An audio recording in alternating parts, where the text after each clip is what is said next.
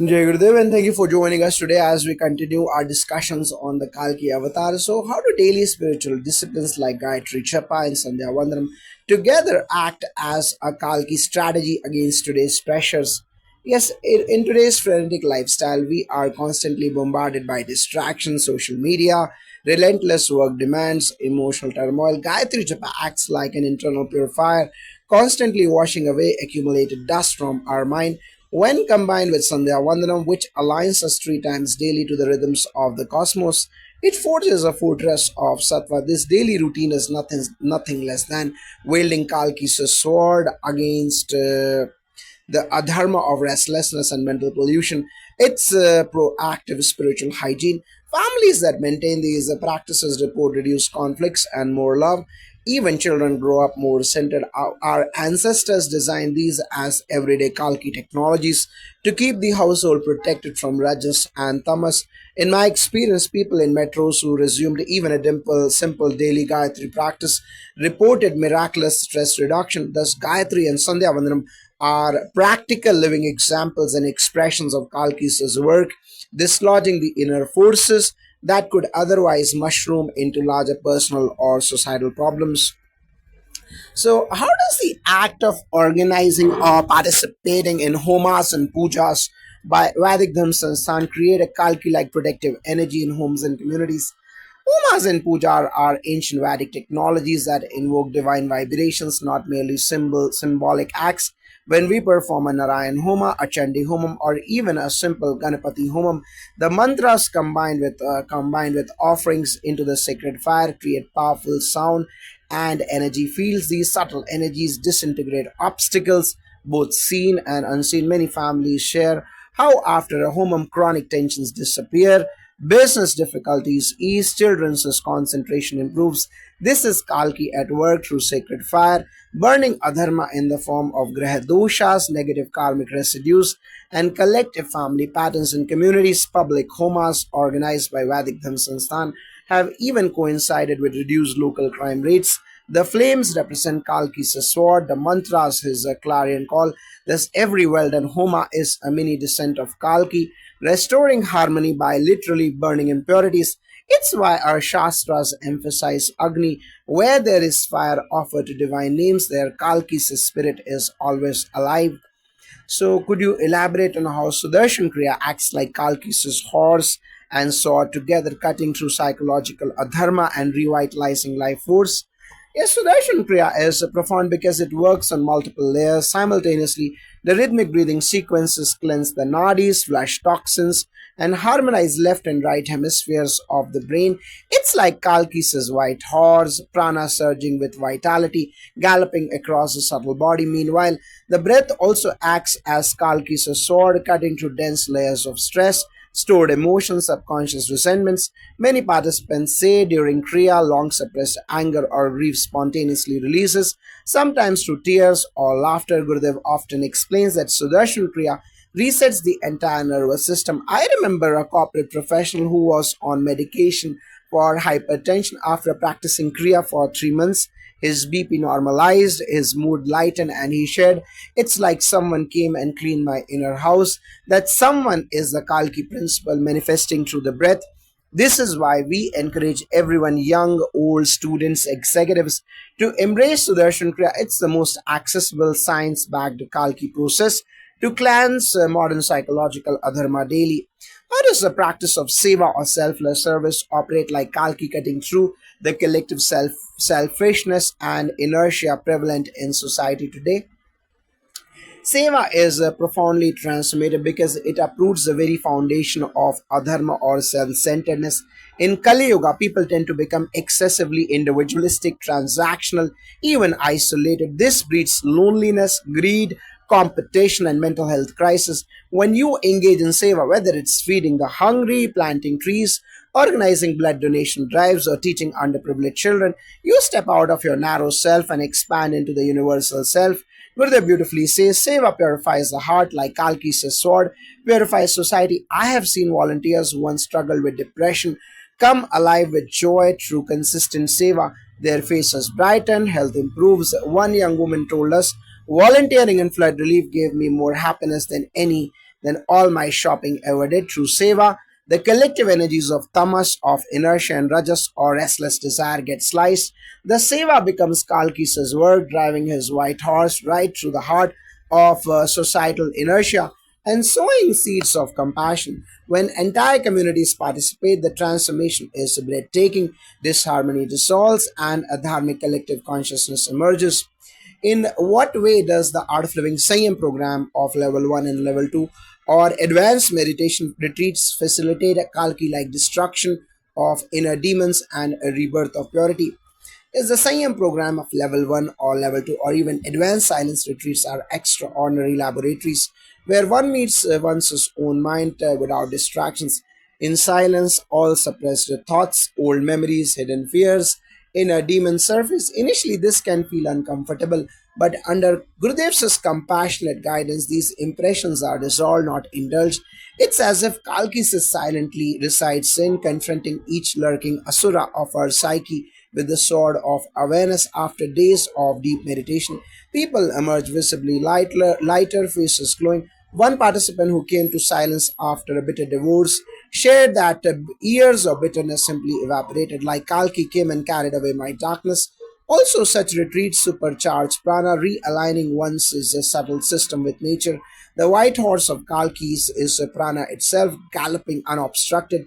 The Sanyam program of level 1 and level 2 is not just psychological catharsis, it's a profound spiritual recalibration, re establishing us in dharma, clarity, and compassion. Kalki's is essential mission, Jayadev.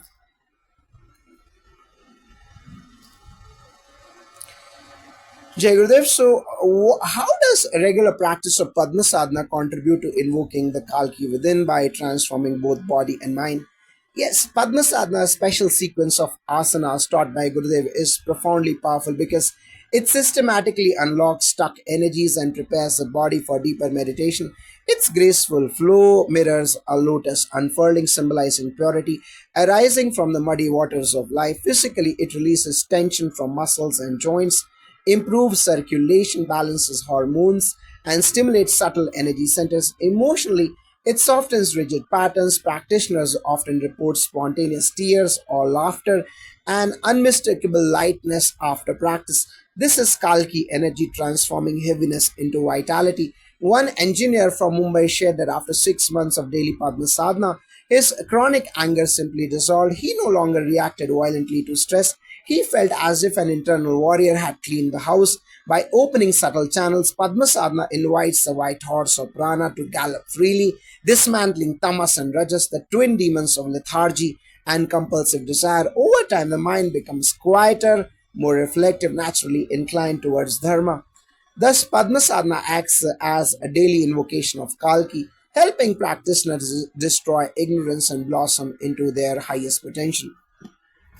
Now, how do the collective chanting sessions and mass satsangs organized by Art of Living serve as a modern embodiment of Kalki's mission on earth? Yes, collective chanting and mass satsangs are far more than musical gatherings. They are potent spiritual interventions. When thousands chant together, it creates a vibrational field powerful enough to cleanse not just individual minds but entire environments. Gurudev often says wherever a satsang happens, negativity cannot stay. During large gatherings like the World Culture Festival in Delhi, people from conflicting backgrounds sat side by side, singing, smiling, and dissolving prejudices.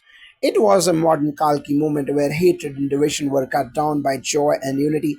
I recall one man from a conflict ridden area confessing with tears, I came with decades of anger. Now I can't even remember what I hated. This is Kalki's sword wielded through collective harmony. Scientific studies also show group chanting reduces cortisol and increases brain coherence.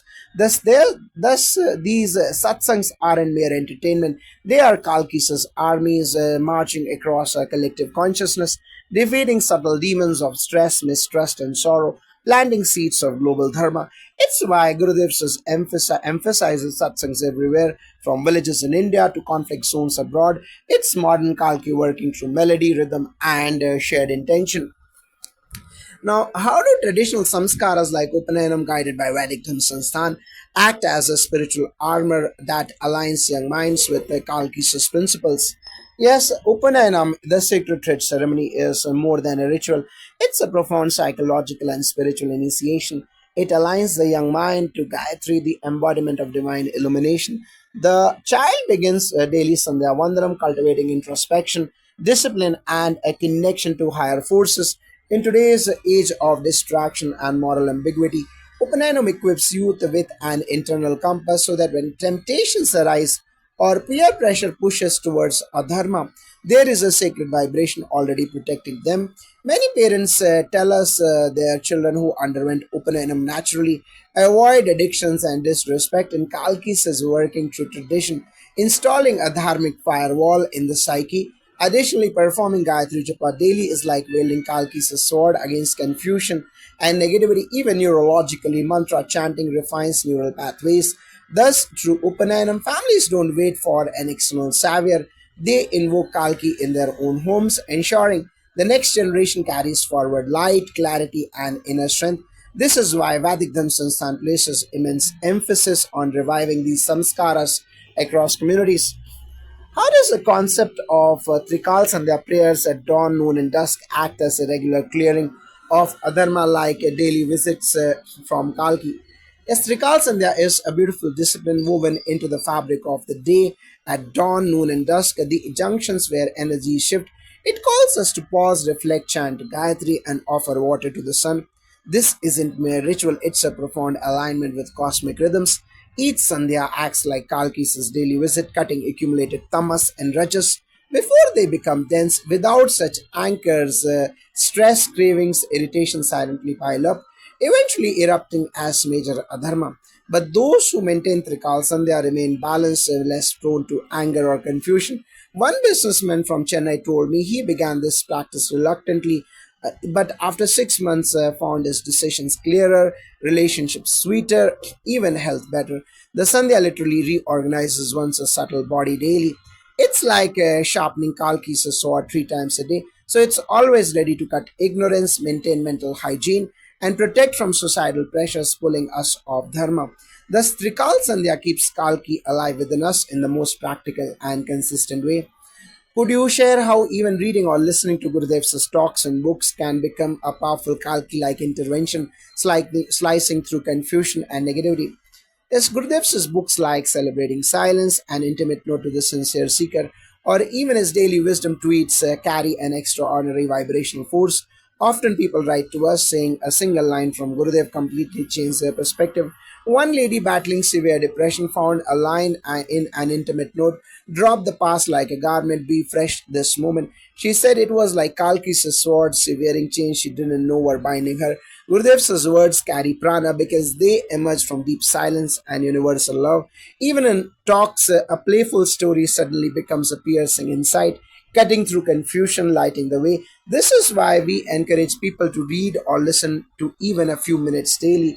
It's like inviting Kalki to ride through your mind, clearing out old debris, planting seeds of clarity, joy, and compassion. The spiritual literature isn't just philosophy, it's a living, breathing presence of Kalki's mission, continuously dismantling adharma within and dharma and around us.